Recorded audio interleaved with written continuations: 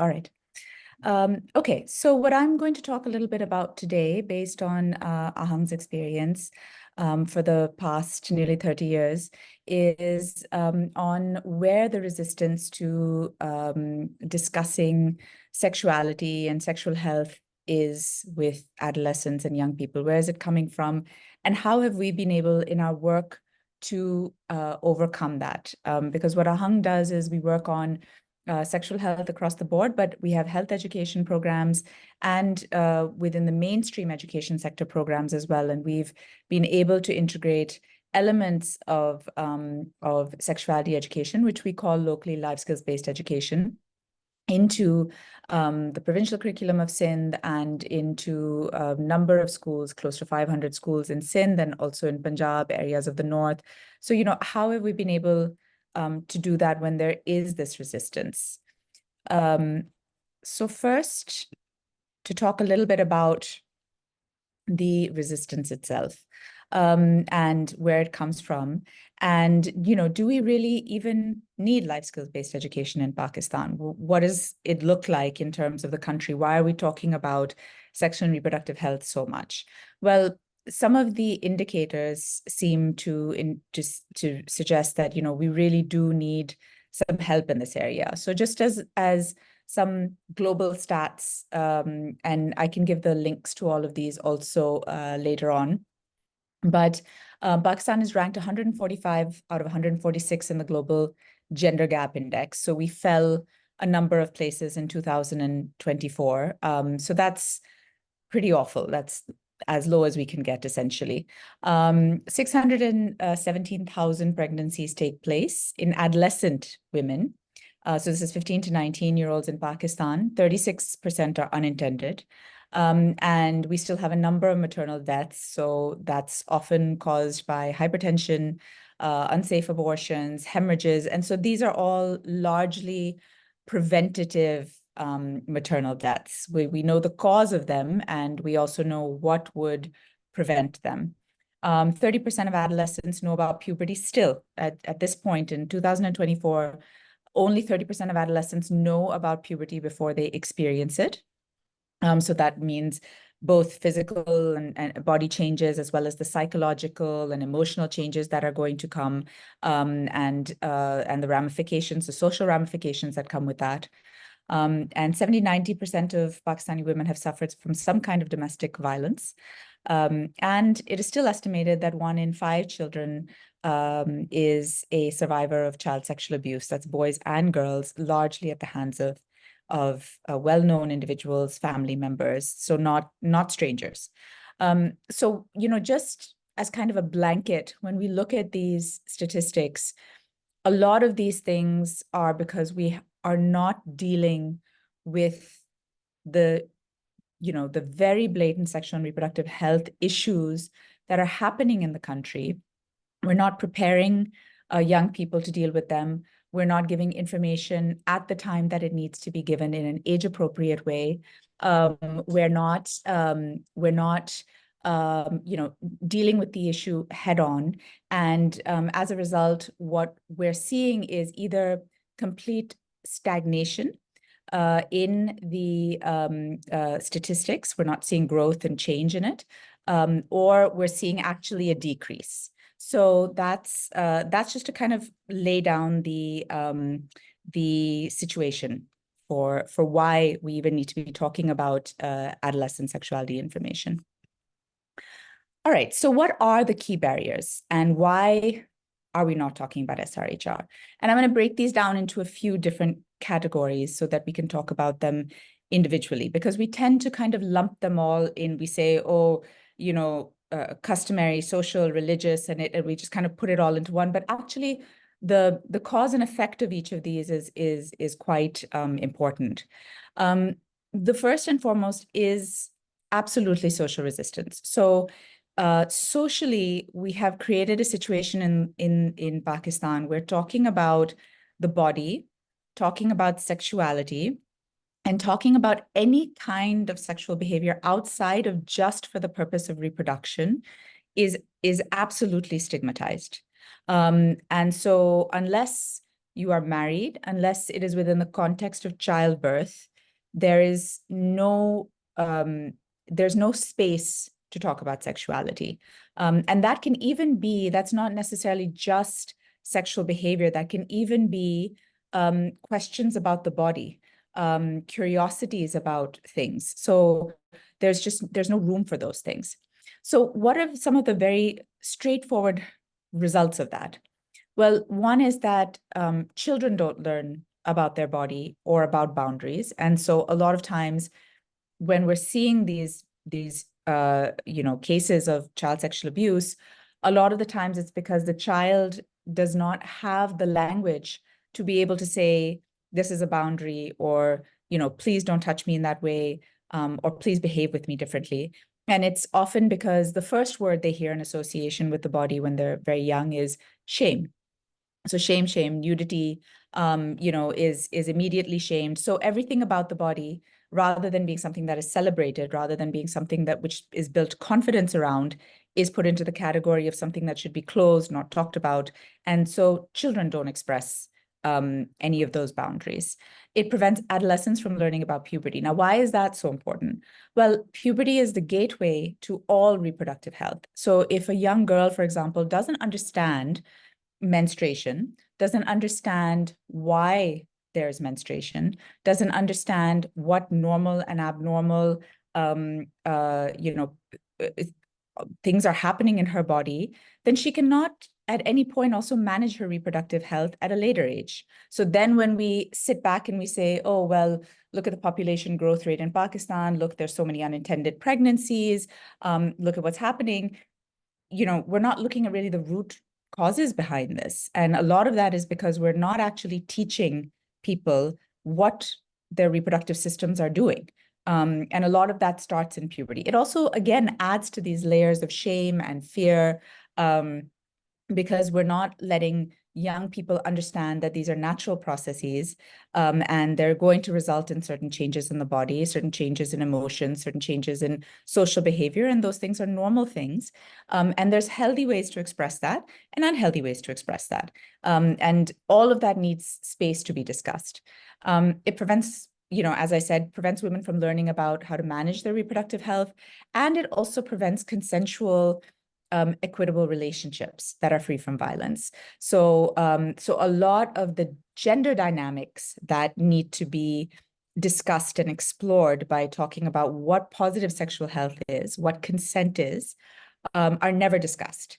And so there's sort of really negative images and messaging that happens, particularly for boys in relation to girls. And that is that's built into relationships and never, there's no space to actually explore those things. So a lot of the social resistance to talking about anything to do with body positivity, to do with positive sexuality, to do with expression of one's sexuality, because it's an absolute no-go.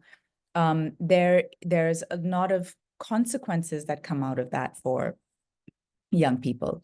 Another big barrier is gender inequity, right? Because there's very strong social norms that are meant to keep women and girls in particular places, and in subordinate positions. So lack of education for them, violence, lack of professional development or monetary access, concepts of family honor and what respect means to a family and in society, lack of their mobility. So often, as soon as a girl starts going through puberty, she's told you can't leave the house, you cannot go anywhere. And cultural practices that have become very embedded with regards to marriage, which often actually even trump laws. So, for example, in Sindh, we have a Marriage Restraint Act, which makes the age of marriage for girls and boys 18, but nobody really practices that or knows about it. And cultural practices, things like Batta Satta and things like that, actually trump those laws. They're still practiced. And a lot of this is because those who are in a position of power, they don't necessarily want to change that status quo.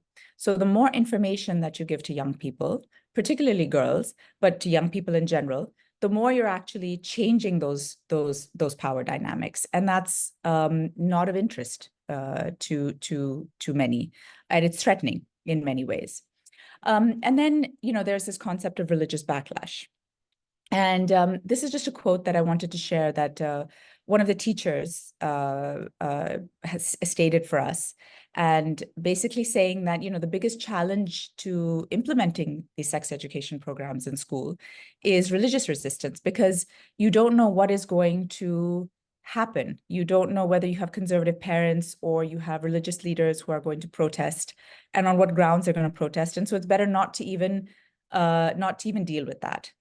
And I think what's happened, one of the things that's happened in Pakistan is that the perceived notion of backlash, particularly religious backlash, has become so great that the fear is greater than what we even um, uh, what we know it to be. So we tend to, before anything even happens, we tend to actually um, step back and say, let's not go there, because there may actually be religious retaliation or backlash. And so we don't even try, because that fear has become so embedded of the backlash. And there has been very little space for deeper discussions on whether there is space for discussing reproductive health, sexual relations in a healthy way in Islam. Because there's a lot of argument that there is space for these things. There's a lot of argument that particularly things like puberty and sort of development issues, healthy pregnancies, etc. There's a lot of space for those things, but we're not using those platforms because of the fear of the religious backlash. So these are really sort of a lot of the things that have prevented us from being able to talk about adolescent sexual health in a constructive way. So how do we overcome these things? And what are some of our learnings in this process? I think one of them is that we really, really need to be local. So one of the things that gets labeled very quickly is that, oh, this is the foreign agenda. This is coming from somebody somewhere else or someplace else, and it's being put into Pakistan. So we need to be very careful about being very, very local. So local needs, local concerns, what are the local objectives? What is that community concerned about? So oftentimes when we go and we speak to community members, they will say, we're very concerned that this is happening with children. We're very concerned about, this particular health issue. We're very concerned that the girls are anemic. And that gives you that, okay, well, this is something that we can talk about. This is something that we can now communicate about and say, well, let's talk about this. Let's teach this, right? And so and we have to really make sure that we stay local. We have to also focus on policymakers, because as much as we do in the private sector, we have to know that, we will never be able to reach the scale that we want. So we have to bring in policymakers. We have to take this to larger agendas, and policymakers have their own progress that they have to show. So what are those indicators on the global level, on the local level? What are their interests? How do we speak to them about the things that they want to make sure? Maternal health has been a big one for many years. And so how do we connect that to adolescent sexual health? And implementers have showcased that practicality is really vital, because let's be honest, we can't just suddenly take a curriculum and say, let's roll this out in Pakistan. Pakistan has so many challenges in terms of schools, in terms of teacher capacity, in terms of, administrative capacity. So we have to be practical. How do we do this? How do we do this in a way that is manageable? And we, of course, need to improve the system. But we also need to not expect that the system is going to be able to do something magical. So what are the practical concerns about something like a sexual health curriculum?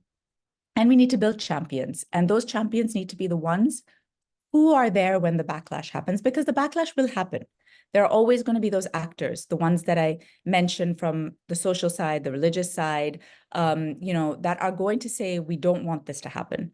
But if you have champions in the government, you have champions at your community level, you have champions in your media, who are willing to step up and say, no, this is something that needs to happen and it's important, that's going to get us further. I think research also plays a very important role. We have not adequately connected research to life skills-based education and sexual health education. So, a big question that's coming up is that, is it just reproductive health indicators that we're trying to change here? Or is it connected to a lot of other things? For example, if a girl is routinely being sexually harassed on her way to school, can she academically perform as well as she would be able to if she wasn't experiencing that? So what are the mental health indicators? What about academic performance? What about general sort of public health indicators and social outcomes? So I think, our research also has to broaden what sexual reproductive health means for adolescents in the larger scope of things. So we have to, I think, get more practical also. Do we really know what people want? That's why I've named this slide. Do we really know what the concerns are and how we are talking to the stakeholders of this? And we have that responsibility, I think, as practitioners and activists and researchers, to make sure that we're really trying to connect what we are doing and the programs that we're running and the things we're advocating for with what the needs are. I'm very quickly going to wrap up by going through the Ahang case study and just talk a little bit about what we've done. So our life skills-based education program has been running for over 20 years. And we have essentially built, so within the provincial curricula now of Sindh, but also we have begun in Balochistan and Punjab, we have built this life skills-based education content into it. And that is a whole range of content, which is sexual health related issues, but also based on skills. So teaching young people decision-making and negotiation skills, communication skills, but also then addressing things like human rights, prevention of violence, prevention of things like child sexual abuse, child early and forced marriage, talking extensively about puberty, etc. So our whole curriculum, and it runs from the early elementary ages up to we keep going basically from there. What happened was there was a case in 2018. Most people probably remember that the Zainab incident, where the young girl Zainab was raped and murdered. And that really raised community concerns, and it became a really critical point for the government to do something about this. And so our content was integrated into the provincial curriculum of Sindh, saying that, we need to give young people knowledge to be able to protect themselves, to be able to make a safer environment for themselves. And that actually has been, we've trained teachers on that, and are continuing to add further parts of the curriculum in. And there's still a lot that we don't know about how it's being run, and there's a lot that still needs to be done. But this has all been based on, I think the important part of this is that while it was that critical moment that we were able to do this, it was all based on having done the things that I've discussed: building champions, building trust, making sure our curriculum was really local, testing it, building evidence, working with stakeholders, just constantly through the years, working to make sure that when we could move very quickly on this. And it would be done without any kind of real significant resistance and backlash. And so I'm just going to go backwards quickly. And so, as I was saying, preempting that backlash and not entertaining the perceived backlash. So not being scared that something may happen, but knowing that that the things that will happen are going to happen. So not sort of saying, oh my God, there's going to be a disaster, but are there going to be a few angry parents? Yes. Are there going to be a few people who don't like this? Yes. Okay, well, let's make sure we preempt that in the way that we train people, in the way that we speak to administrators, in the way that we talk to the community first, that we go very slow and steady. Again, staying very local, as I've mentioned, working with all stakeholders. Remember, everybody thinks that they have an important role in a child's life. So that means media, it means government, it means community, it means parents, it means everybody. And so we have to speak to everyone, staying very human rights focused and trying not to engage too much in debates on things like religion, but saying that, everybody deserves a life of respect and dignity. And so we will stay with those principles and really making sure that we've stayed centered with young people. I think that's to keep saying, this is what young people want, this is what they need, this is what they're saying that they don't have access to, and it's going to improve their life, and bringing that back into the conversation. So those, I think, have been the sort of our main principles for how we've addressed backlash. So just to sort of finish by saying, remember that the majority of people they want a better world for children and young people. Parents want a better life for their children. Teachers, administrators, that we all want the same thing. So we have to find the language to communicate about it. The ones who resist, they are really the minority, and we have to remember that and work with the majority. Okay, thank you. That's it for me.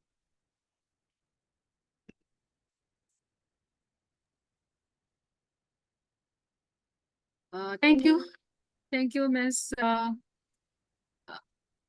Hadi, for a very informative session, and very, you have discussed a lot of things in very short time, and it's really, thought-provoking for us.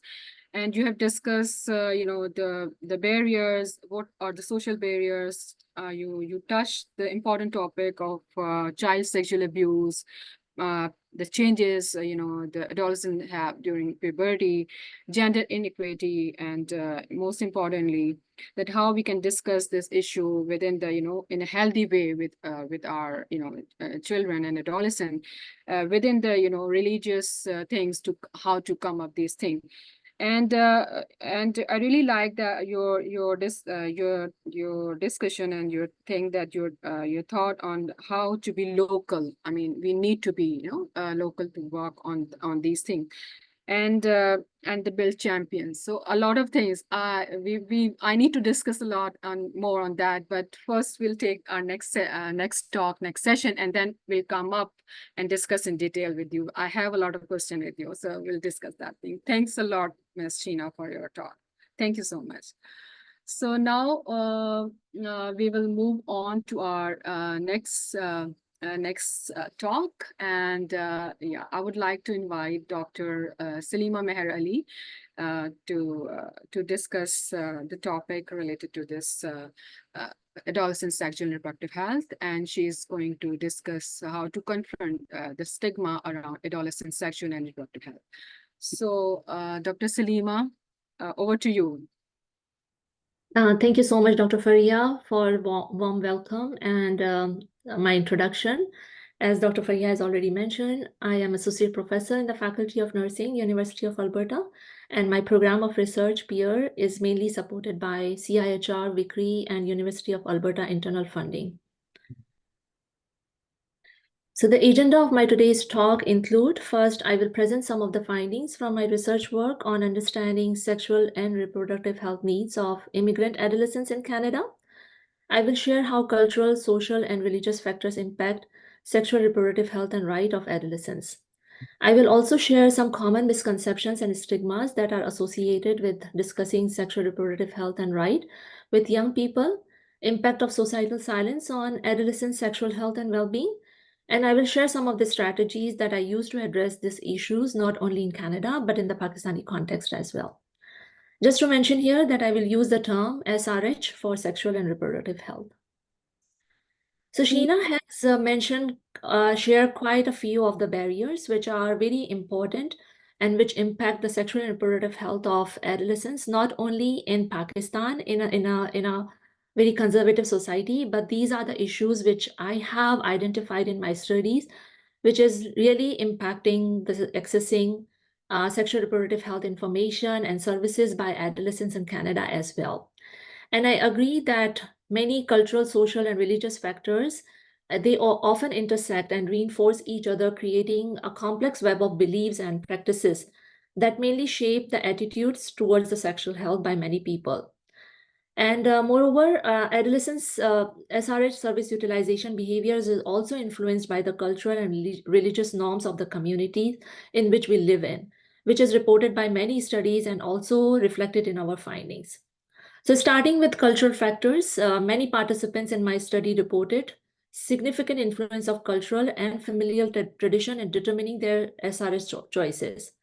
And this is true for females who are seeking SRH information and resources, because we know that traditional gender roles dictate what is considered appropriate behavior, and specifically for the females. So these norms promoting the idea that sexual activity should only occur within the bound of marriage. And many participants in our study shared that this leads to a culture of silence around sexual health, where adolescents are discouraged from seeking information or expressing their concerns. And even if they do, their fear of family dishonor, which Sheena has also mentioned, and shame drive them away from educating themselves. Social factors also play a significant role, which can result in stigma attached to any behavior and which are perceived as immoral. So adolescents, especially young women, shared that they face several social consequences, including ostracization or even the violence. And if they are perceived to deviate from any of these social norms, like they face severe consequences. And many immigrant adolescents, specifically from coming from the South Asian countries, they have limited access to comprehensive sexual health education that mainly perpetuates myths and misinformation. And they receive incomplete or incorrect information about the sexual health, which leads to confusion and risky behaviors. And as Sheena, again, she has mentioned about the gender inequality, it again further complicates the issue because in many societies we know that gender norms and expectations restrict open discussion about sexual health, and particularly for young women. Religious factors are often intertwined with cultural and social norms, and it reinforces the taboo around adolescent sexual health. Many religious communities, they view talking or getting SRH information as sinful, and these beliefs can lead to the perception that discussing sexual health is inappropriate or even immoral. Additionally, some religious teaching emphasize abstinence-only education, which can prevent adolescents from receiving comprehensive sexual education that covers the wide important topics around the sexual health, like, for example, contraception, STI prevention. In some religious communities, there is also a belief that discussing sexual health can corrupt young minds or encourage sexual activity. So this can result in resistance to sexual education programs and lack of support for adolescents seeking information or services related to sexual health. Let's dive into some of the most prevalent misconceptions about adolescent sexual health we identified in our study and explore how these misconceptions and the associated stigma impact the mental and physical health of adolescents. First, one of the most widespread misconceptions is that adolescents should not be sexually active. This belief stems from the idea that sexual activity is inappropriate or dangerous for young people. However, it is important to recognize that many adolescents are sexually active and they need information, accurate information and resources to stay healthy. Some believe that adolescents do not need to learn about SRH, especially before marriage. And many cultures only associate SRH education with sexual activity, which they believe should only occur after marriage. So this misconception ignores the fact that SRH education is more than just sexual activity. And early education is crucial for empowering young people to make informed decisions about their health and well-being. Another common misconception is that comprehensive sexual health education promotes sexual activity among adolescents. And in reality, comprehensive sexual health education has been shown to delay the onset of sexual activity and it reduces the risky behaviors. It mainly equips young people with the knowledge that they need to make informed decisions. And finally, some believe that discussing adolescent sexual health is not necessary. They should be focusing on other aspects of the lives, like, for example, education and other component, rather than learning about SRH. So this is one of the reasons for the lack of initiative from parents or caregivers to educate their children about SRH and how they can protect themselves and their bodies from any negative consequences. Misconception and associated stigma surrounding adolescent sexual health also have profound impacts on the mental, emotional, and physical health of young people. Mentally, this misconception and stigma can lead to anxiety and low self-esteem. Adolescents may feel isolated and ashamed, believing that they are somehow flawed or immoral for having natural curiosities and experiences related to sexual health. And this emotion distress can hinder their academic performances, their social relationship, and overall quality of life. Physically, the stigma and misinformation can discourage adolescents from seeking necessary SRH services. Like, for instance, they might avoid getting tested for STIs due to the fear of judgment, which leads to untreated infection and more severe health complications. Moreover, the lack of accurate information about contraceptives and safe sex practices also result in unintended pregnancies and increased rates of STIs. And moreover, the fear of being stigmatized also prevent adolescents from accessing or even asking for correct information, and that perpetuate the cycle of ignorance and risky behaviors. Fear of social judgment is also one of the major factors in many societies that prevent adolescents from asking for help and lead to concealment of SRH issues. And the absence of a trusted, informed adult to talk about SRH issues, combined with a lack of accessible SRH education, it prompts you to seek other sources of information. And unfortunately, we know many of these resources are not always be reliable, and it leads to further misinformation and potential harm. So how we can support young people in navigating the issues related to their sexual reproductive health and right? So the answer is empowerment. Empowering adolescents with knowledge and resources enables them to make informed choices about their sexual health. They become more aware of safe practices, contraception options, and the importance of the regular checkups. This empowerment can lead to reduced rate of STIs and unintended pregnancies. And one of the approach to enhance and encourage adolescent empowerment is through community-based participatory action research approach. So in this research approach, or in this approach, the community members themselves, like for in our case, adolescents, are considered equal partners, not participants, but equal partners. And they work collaboratively to identify the target problem areas and co-develop solutions. This ensured that whatever the intervention we identified and developed will be relevant and applicable for the intended population. So the CBR approach, or community-based participatory action research approach, which I used in my SRH research work with adolescents, is through the establishment of adolescent advisory groups.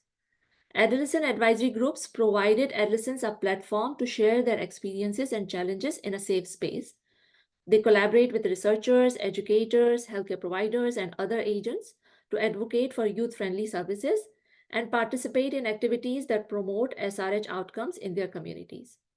So this advocacy mainly lead to the development of more effective health education programs and services which are tailored to their needs.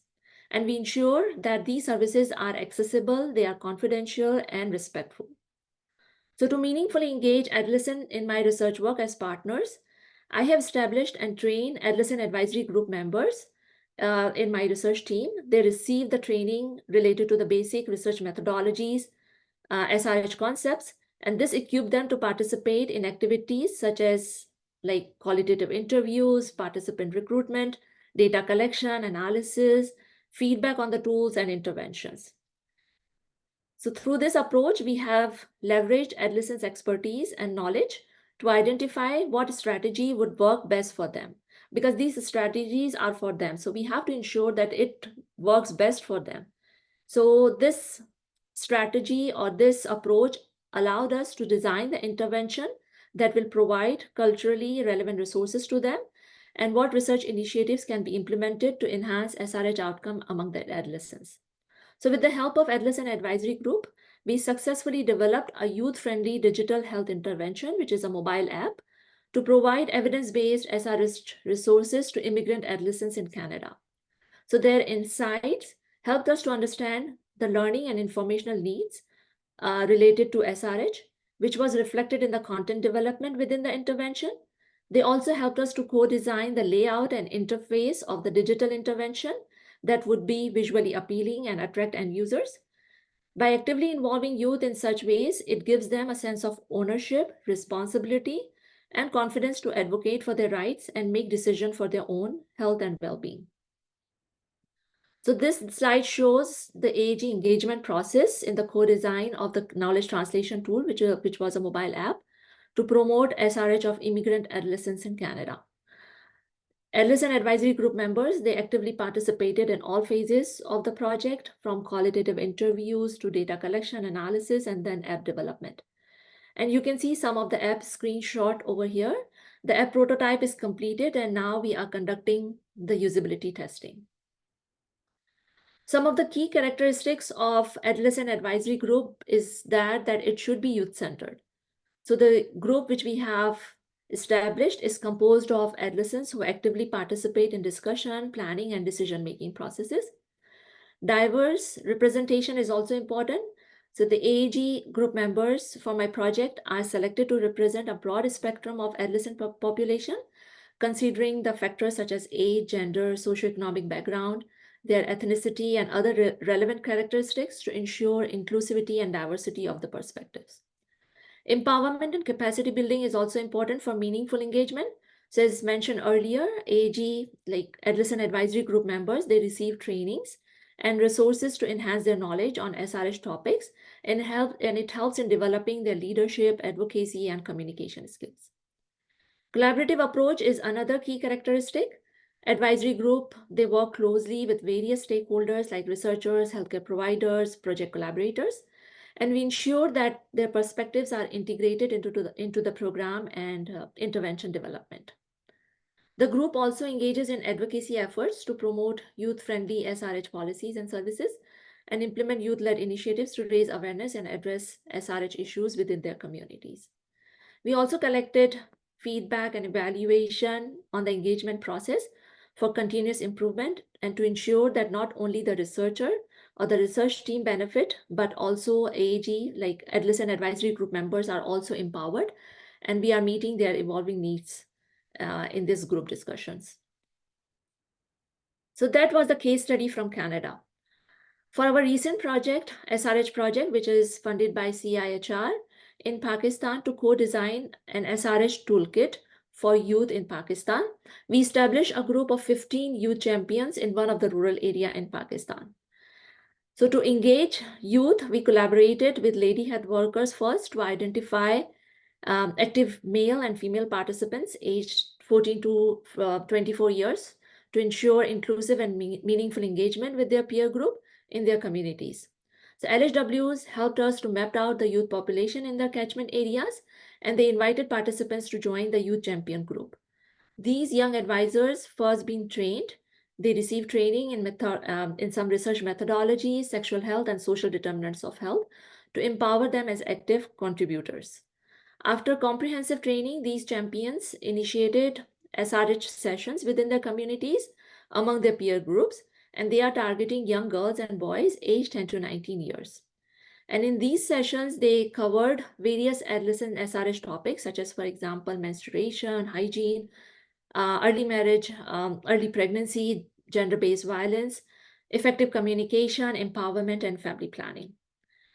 In recent months, the frequency of these group sessions are also increased, and adolescent participation is also increased in these sessions. And we identify several key factors for focus of our SRH toolkit. And these include the integration of mental health topics, provision of SRH information, which are mainly tailored for individuals with disabilities.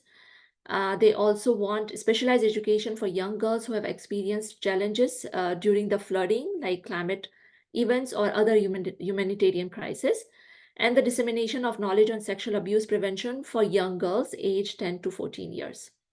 So now the youth champions are helping our team to develop priority list for the SRH information toolkit. They will participate and guide the team for the development of the toolkit and then the dissemination activities.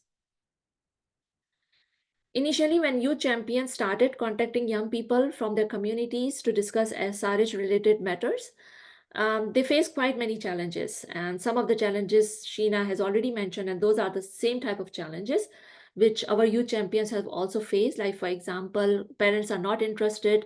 They are hesitant to allow their children to participate in this SRH educational sessions with the fear that they will be being taught wrong concepts or which are not socially and culturally appropriate. Parents themselves have a lack of information on the important SRH information for their young people. And there was a feeling of insecurity, like if their kids will participate in these sessions, they will be misguided and promote sexual activity among the adolescents. However, with the help of our youth champion, we were able to develop or establish trust within these communities. So when communities were not willing to share to send their children for SRH educational sessions, our youth champions individually contacted the families in their vicinities, and they communicated the purpose and educated parents about why it is important for adolescents to receive accurate information and support. They also invited parents and family to attend SRH educational sessions to see for themselves that what their kids are being educated on. So this helped us to destigmatize the taboo associated with SRH and allowed us to connect with younger adolescents to educate them and develop targeted interventions for them. So the trust and support that Youth Champions has established has the potential to eventually boost engagement and participation in SRH conversation and reach distant and conservative communities to normalize these conversations about the sexual health. And this helping us in eliminating some of the misconceptions and myths. Youth Champions create safe space where young people feel comfortable to seek advice and support. And this environment is encouraging adolescents to make informed decisions about their health and seek the care they need without the fear of stigma and discrimination. So the Adolescent Advisory Group strategy or Youth Champions basically helping to create a supportive community for their peers. So when young people see their peers taking an active role in promoting SRH, they are more likely to feel empowered to do the same. And this peer-to-peer support network is crucial for normalizing conversation about sexual health and reducing the fear of judgment. So these are the references I use in this presentation. Thank you so much for listening. Thank you, Dr. Salima, for sharing your experiences. It's really interesting that you have discussed Adolescent Advisory Group, Youth Champions, and and digital intervention. You give us some new ideas and your experiences. This is very interesting, and I mean I'm interested to listen more. How we can extend these activities, these things. But I will take this question afterwards, after that, the last talk. So I'll come back to you with my question. Thank you so much for your talk. So now I would like to invite Dr. Nafisa Badri. Dr. Nafisa will share her experiences from Sudan, especially EM, from the EM region. So, Dr. Nafisa, over to you. Okay,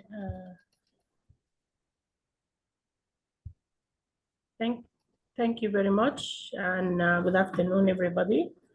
Let me start by sharing my screen.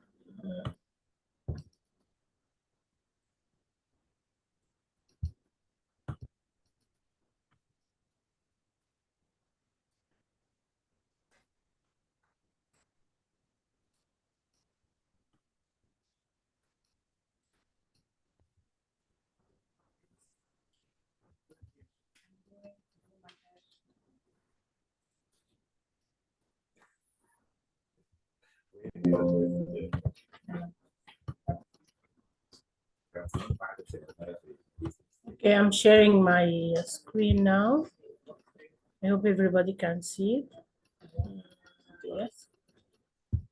Okay, I'm going to talk about misconceptions, really, and stigmas related to adolescent sexual and reproductive health in the Mediterranean region, looking at the social, cultural, and religious factors.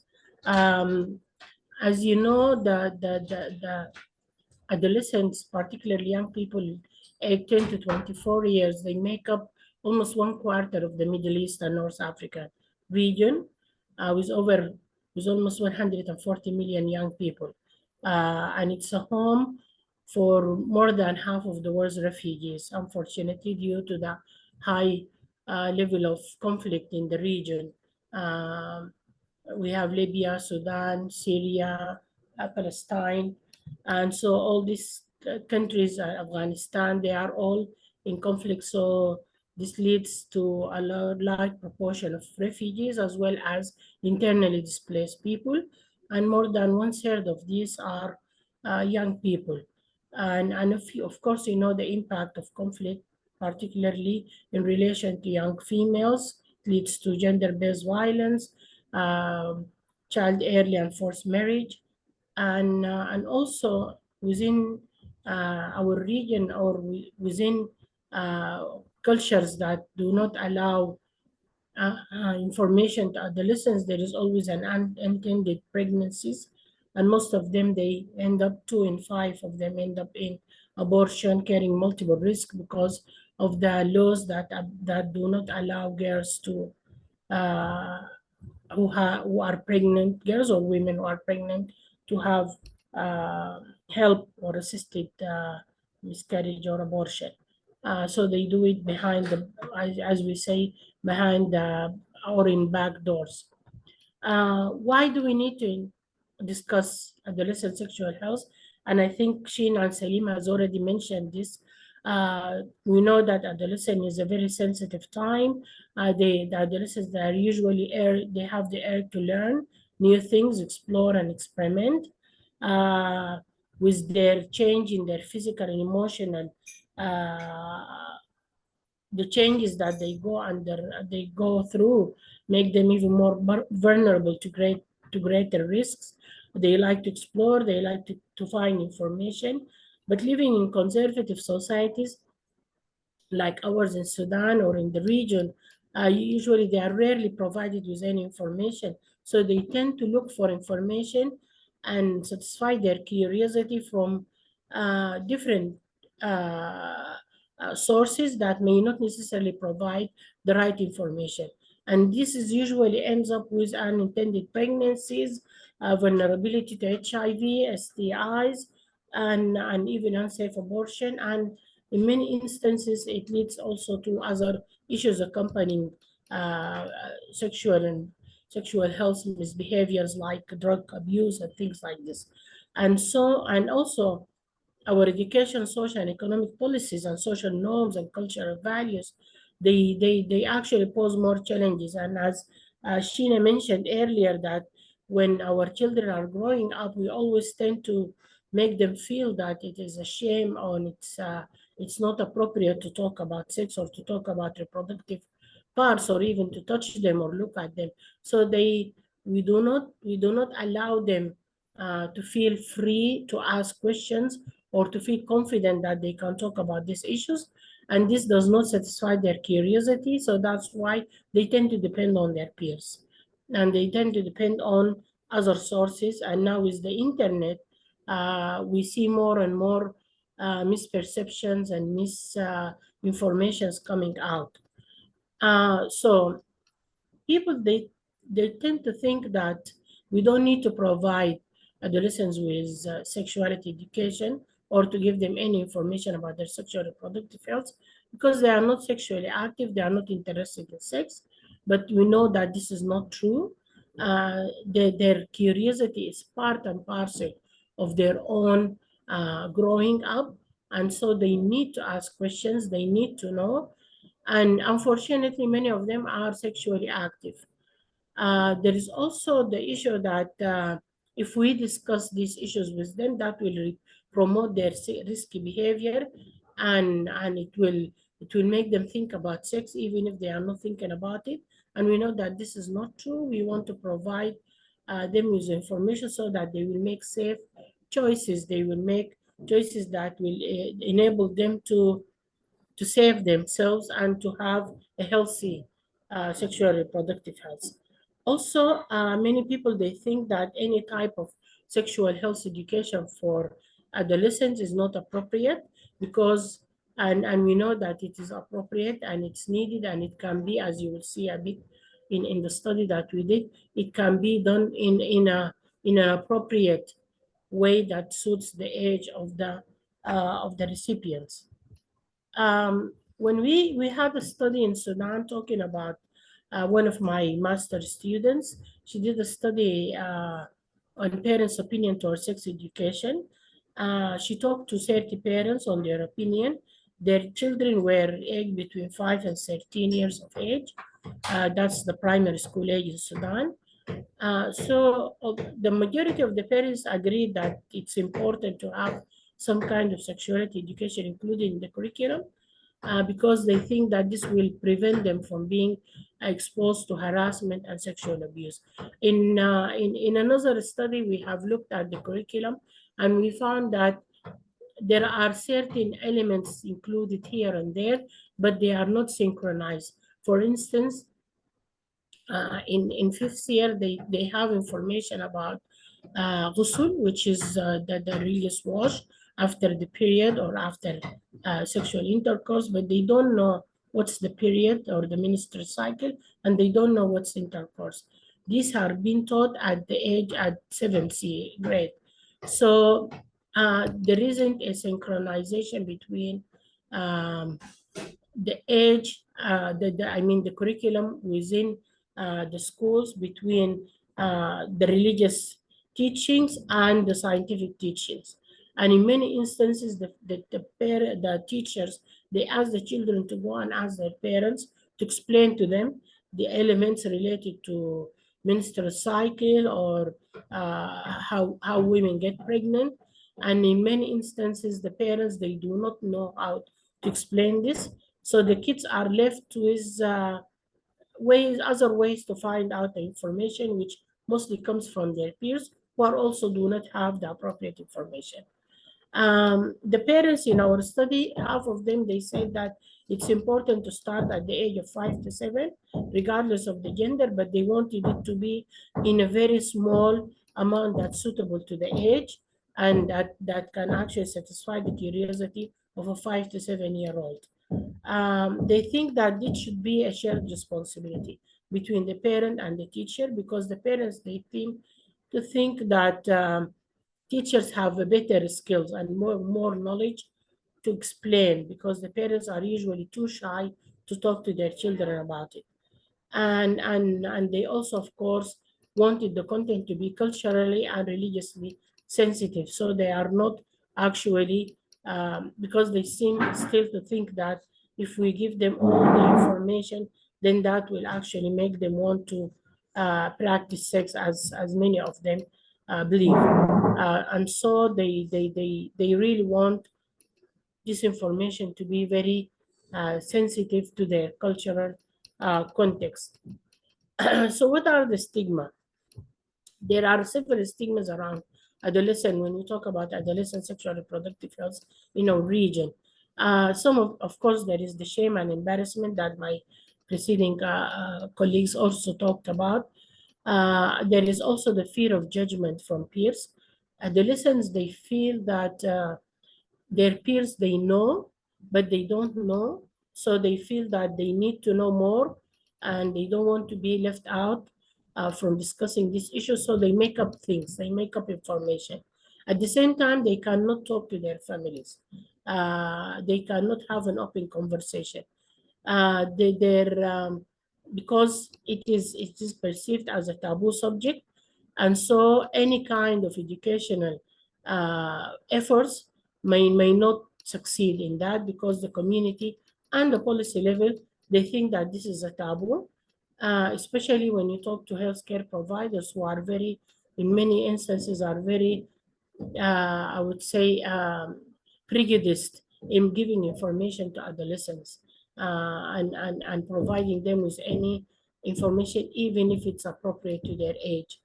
Also, as I mentioned, the cultural norms, they put emphasis on the issue of privacy, on the issue of shame.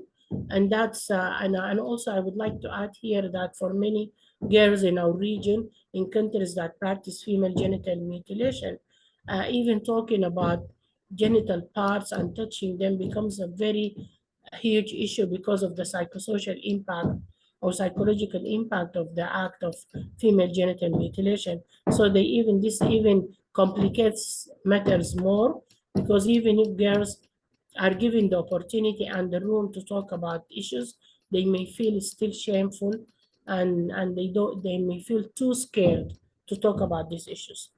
And of course, the gender roles in our society plays a very big role, because we have a lot of restrictions. We have different expectations and restrictions for males and females. Females are always told that they should not jump up and down, or ride a bicycle, or run quickly, or play sports, or touch themselves, and they have to be confined inside the house.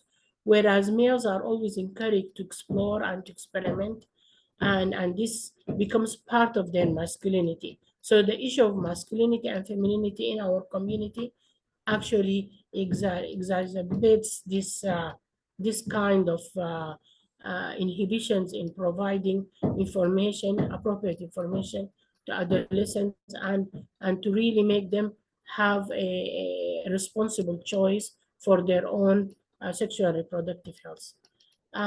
In order to address the issue, studies in our region talked about promoting comprehensive sexual health education within the curriculum, particularly involving, as Salima mentioned, including and engaging, and also Sheen has also mentioned that engaging religious and cultural leaders in the discussion. The community needs to be engaged. They need to understand. They need to understand that if we do not provide them with appropriate information, they will get it anyway, and they will get wrong information, and that will lead even to more risks. Creating safe spaces, and we have already seen examples to encourage open dialogue within the families and the communities, allowing families to talk about this freely with maybe trained counselors or trained sexual reproductive health communication professionals who can provide information to them. It helps a lot. Creating spaces for girls and boys, such as school clubs, peer groups, clubs with integration of sexual reproductive health information that can be provided by trained peers, is very important. In Sudan, we have already, and I think also in Egypt and many countries in the region, we have the Y peers, which is the youth peers that's established by the UNFPA. And they provide a lot of information, a lot of training. At Hafad University, we had the experience of having, because we have a secondary school, so we had the experience of training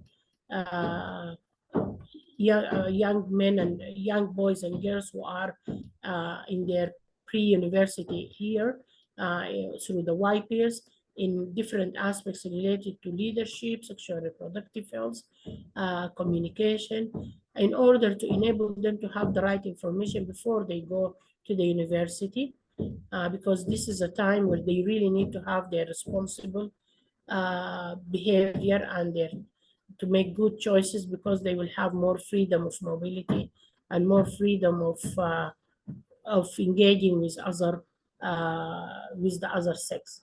And of course, I believe that integrating adolescent sexual and reproductive health in health and medical cadre training curricula is very important. They need to understand, because in many of our contexts, the healthcare providers, they are always, many of them are very, as I mentioned, they are very, they feel very strong about not talking to adolescents. They don't think that the adolescents need to know any information. Even married girls who are very young, sometimes they do not find the right information about family planning, or even how to deal with their pregnancies, because the medical and health cadre, they feel that they should not talk to them because they are too young, even if they are married. And so that brings me to my final slide, and I look forward for any questions you have.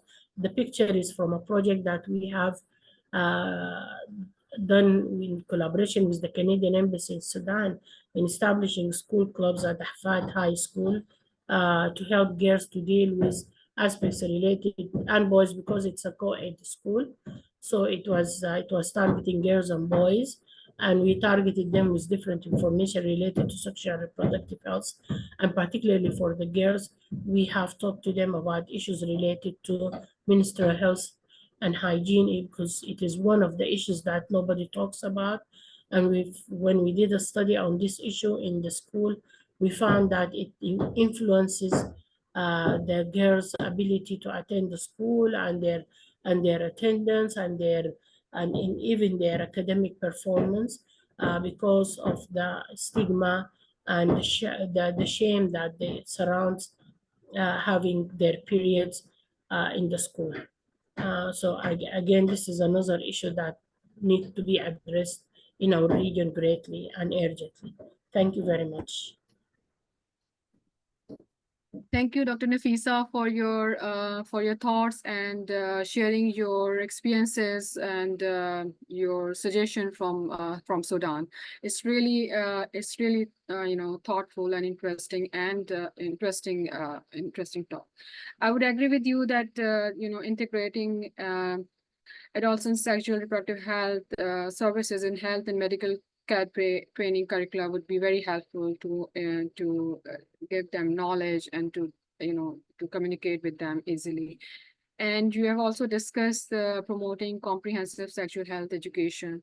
So I'll come back to you with this comprehensive sexual health education. Okay, I think first let's move towards the question answer session. I'm getting question from the participants. So we have short time for that. So I'll start with a question that although you all three have discussed the factors, the cultural, social, and religious factors, associated with this taboo surrounding this adolescent sexual health in conservative societies, and I mean with their experiences. But I want to ask that what are the most significant factors you think, in your opinion, are really important, and how we can address those factors, and especially how these factors vary across different region and communities, because we have representation from the EM region, from specifically from Pakistan and from Canada. So Dr. Salima has experience of both Western and Asian culture. So this question is to all of you. So I think I start with Dr. Salima. Salima, can you start? Can you Sure. report that the important factors, cultural, social factors that you think are really important, and how they vary, because you have experience of both culture and then. So I really wanted to listen about that. Exactly in Canada, like because it's a Western cultural society. However, because it's a country of immigrants, and many immigrants are coming from South Asian countries and other parts of the world as well. Even though in Canada, we have a comprehensive sexual health education available and provided to all the kids in the school. However, like parental consent is required to attend these sexual health related sessions, right? So, and these sexual health education started from grade 6, where the kids are almost around 12 or 13 years. So initially, the initial education, it only provides information around the puberty, menstruation, and all those aspects. However, when the kids move up in junior high classes, like for example, grade 7 or grade 8 or 9, there they start talking around like sexual activity, contraceptives, and those concepts and topics are being introduced during that time period. So what we have, like I have observed that like many people from the westernized culture, like coming from the Europe or America, or the one who've been born and brought up in Canada, they allow their kids to attend these sessions. However, many like South Asian communities, the parents from South Asian communities, they do not provide the consent. And then the kids, they're not being allowed to attend those sessions. And this is one of the incidents recently happened, that one of the school contacted me that they have observed some early pregnancies, teenage pregnancies and STIs in their schools. And they requested me to conduct a session for the young girls and boys around like sexual health and promotion of information around the sexual health. Everything has been set up. And at the last moment, a day before the session, the principal told me that they have not received the consent from the parent. It's just only one parent who have provided the consent, and we have to cancel the session. So these cultural and social and religious factors are prevailing. Even it's not the people who are living in Pakistan, but in the Western countries as well, and which is limiting, like, these are some commonalities in Western societies as well, which limit the access of information about sexual health among the adolescents. So it's mainly the cultural, religious, and social beliefs with which the parents are coming from, and that is mainly restricting, like whether they are living in any LMICs where the society is very conservative, or even they move to a very westernized society, but their cultural beliefs are same, and that restrict adolescents to accessing sexual health information, even in a society like Canada. Thank you, Dr. Salima. Now I'll move to Sheena. So what is your opinion on that? I just wanted to add onto what Dr. Salima was saying, because, I think we say social and cultural norms, and those are the reasons why we're getting restriction on this. But certain things drive social and cultural norms. For something to become normative, there's a reason why people are wanting to keep it. Otherwise, there's lots of social and cultural norms we've thrown out as well over time, right? And I think for this particular one, there's two things at play. One, which I had mentioned, which is really about power structures. So about who makes decisions, who's in power, who wants to maintain that power. Why is there still such obvious gender discrimination in societies across the world? And we're not just talking about Pakistan, we're talking, in societies where still women are making, 0.7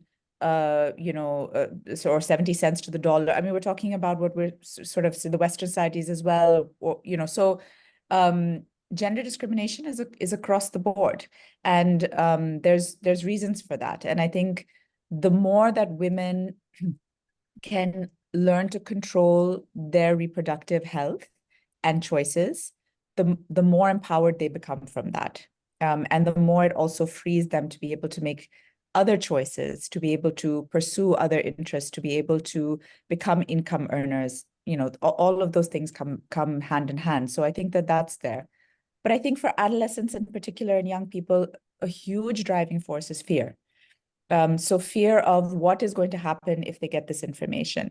Now, a lot of that is emotional. So when we sit down and we talk to parents and we say, what are your concerns? A lot of the concerns are exactly what we're talking about in the curriculum. We're concerned, because the girls have been, having relationships online, or there's cyberbullying happening, or, there's unwanted, substance abuse. I mean, all of these things are part and parcel of the curriculum, because the point of the curriculum is actually to teach young people to be able to protect themselves, to live a healthier life. And statistics again and again have shown that it does not actually create onset of sexual behavior. It actually prevents unsafe sexual behavior and violence and all of the things. So it's a fear that, that is largely emotional. It's largely that if we talk to them, something's going to happen, and they're going to start doing these things. And I think that is what we have to that's when that direct community engagement, that direct engagement with parents, and that direct engagement with everybody who's making decisions is so critical, to be able to sit down and say that, this is not what's going to happen. Open those books, show them, this is what we're teaching, and this is what it's going to be able to do. And you can see those results themselves, because we have to start moving past the fear.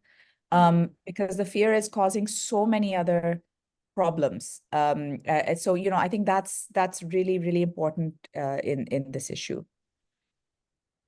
Thank you, Ms. Sheena, for your answer. So we had the question about the role of parents in addressing these issues, and how can they motivate their child to discuss it openly with them. So I think if you can comment on that.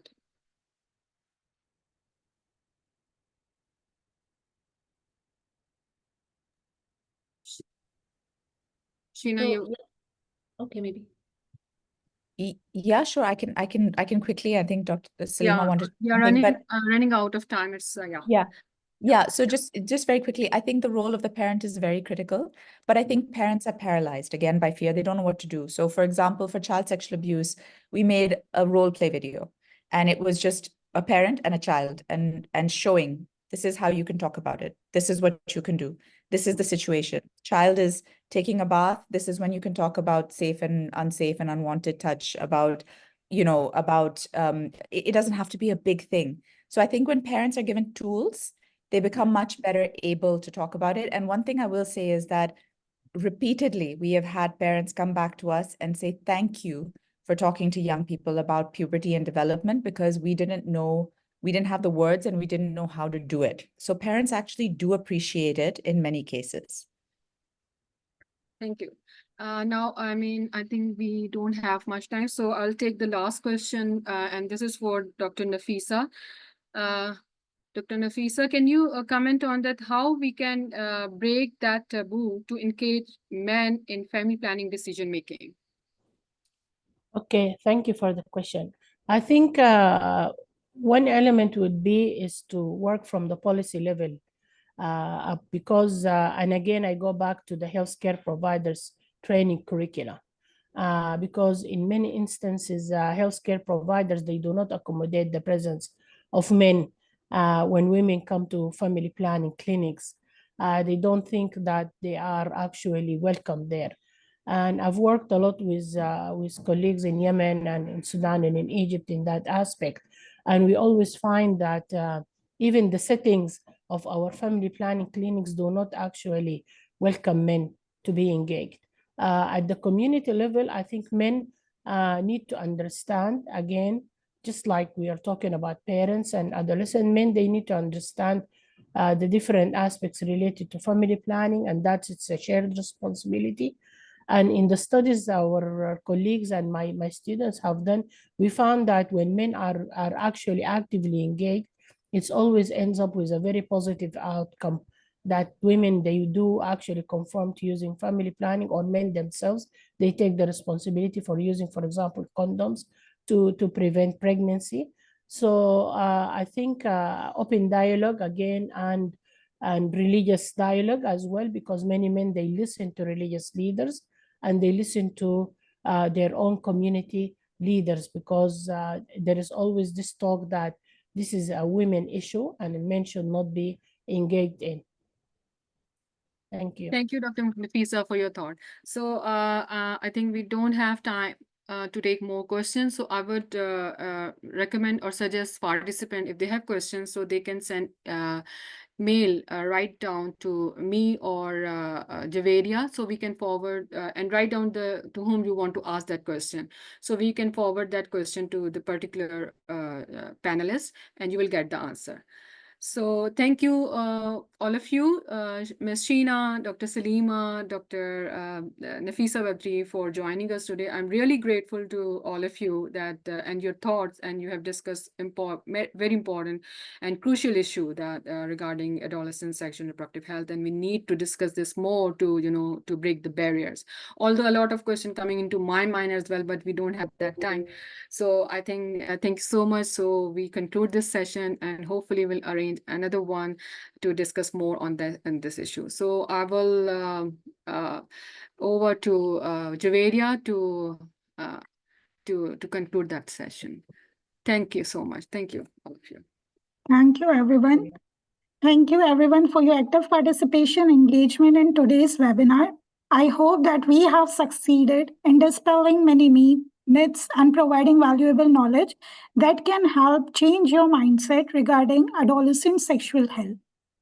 It is evident that open, informed, and supportive conversations are essential for the well-being of our youth. As we have discussed, it is crucial to adopt effective behavioral models and ensure that parents, teachers, and advocates are well trained to address these issues across all geographical locations. By doing so, we can empower our youth with the understanding and resources they need to make informed decisions about the sexual and reproductive health. I would like to extend my heartfelt thanks to all our distinguished guest speakers for sharing their insights and expertise, and to all participants for contributing to this vital discussion. Your involvement is essential in breaking the taboos and creating a healthier future for our adolescents. As we conclude, let us remember that breaking the taboos and fostering the open discussions about sexual health is a collective responsibility. Together, we can create a healthier future for our adolescents by providing them with the knowledge and support they need. Thank you once again for joining us today and for your commitment to this important cause. Let's continue to work together to support and educate our youth in every way possible. Thank you, everyone. Thank you. Thank you.